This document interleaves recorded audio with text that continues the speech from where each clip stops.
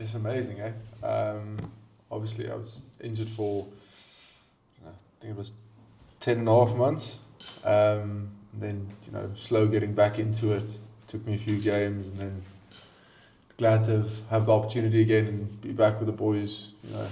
It's nice being back in the setup and seeing everyone, and it feels like yesterday. It's good. Have you noticed any changes apart from the coaches and stuff like that? I mean, same group of boys, bar a few extras. But no, it's good, man. It's the same old setup. Guys who just want to work hard and do well for their country. It's brilliant. And working with Tony Brown and Jerry Flannery, how's that been? Yeah, fantastic. Obviously, I know Jerry from Munster. I mean, he worked with Rassie at Munster in 2016, 17. I think he left in 2018 or something. So I know him fairly well. And then obviously Tony, new guys, good coach. He's got a nice open mindset when it comes to attack. So the boys are playing exciting rugby at the moment. So I'm glad to be part of it. Jacob, was your last game the Rugby World Cup final? No, I played against Leinster. No, I mean for the box. Oh, for the box, yeah. Yeah. No, I haven't. So I was still injured during the rugby championships and stuff, and then played a few matches for Munster before the November series squad was announced. But yeah. And from the outside looking in all year, in terms of the lock stocks, I mean, it's probably been a position where there's been a few injuries and the one area where the guys have been a bit stretched. What have you made of the guys who've come through in that position? And when everyone's fit, now suddenly it seems like there's a lot of options there. Yeah, but that's the whole thing when everyone's fit. So, I mean, I think the boys who stepped in did remarkable work. A guy like Ronald Kier stepped in, he really, he made his mark. I mean, it speaks that he was selected in the November series, even with a few more of us fit. So, no, look, I think they stepped in and they did the job and they did remarkably well. Good watching them play well. It's obviously the more depth we have, the better it is. Mm. And when you have so many options, presumably everyone's fit and everyone gets better, does it make opportunities like Saturday, important that when you get that shot, you go out there and remind the coaches of what you do? Yeah, absolutely. But I mean, it's not just about that. It's not just about cementing your own place in the team. It's about performing well for South Africa and working well for the team. I think that's the big thing, is that we all work for the common goal. And that's representing South Africa and making the crowd back home proud. And playing for the other guys in the team, not for yourself. I think that's a big thing that we work towards. And just the chat this week, what have you guys identified about Wales? What are you expecting from them? Obviously, a team under pressure themselves. Just desperation, eh?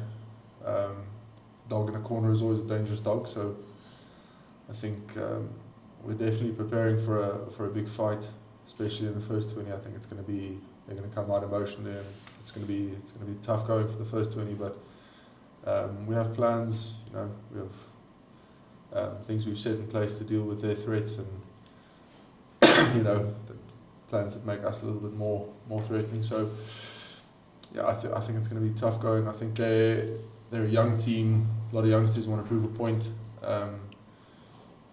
Look at the likes of the All Blacks, guys like Kieran Reid and stuff, stepping forward many years ago when they were sort of on the down, and it was the young guys that pulled them up. So I think there's going to be a few boys looking to prove a point. Especially it's the last game of the season. They're 11 down at the moment, so they'd love to finish the season with beating all the world champs. Fassi, from your side, how's the week been? Another chance for you on the weekend. Just your state of mind at the moment. Yeah, the week has been cold, but yeah, it's been good. Like JK said, we've just been going through our plans the whole week and wanting to execute those plans and the opportunities that we get. So yeah, that's the plan. Saturday, Freddie Stewart and way you've played, just clear strategy from them. How was that? I mean, packed Twickenham and just bombs coming at you. How do you feel that went, and just the experience as a whole? Yeah, I think I spoke to Willie after the game and I said I probably touched the ball like 4 times, and yeah, he said that's test match rugby for you, Yeah, the challenge was good. I think we didn't execute in the way we wanted to execute, over the weekend, and yeah, during this week we looked at that, and yeah, we obviously have a plan going into this game and how we want to play. And yeah, it was like you said, the atmosphere at Twickenham was great. Yeah. How are you feeling out of 10? 3 more. Fassi, can you just describe this year in general? You were in great form for the Sharks and you carried that form into the Springboks. Can you just elaborate how has this year been for you? Yeah, I would say it's been unbelievable. I think,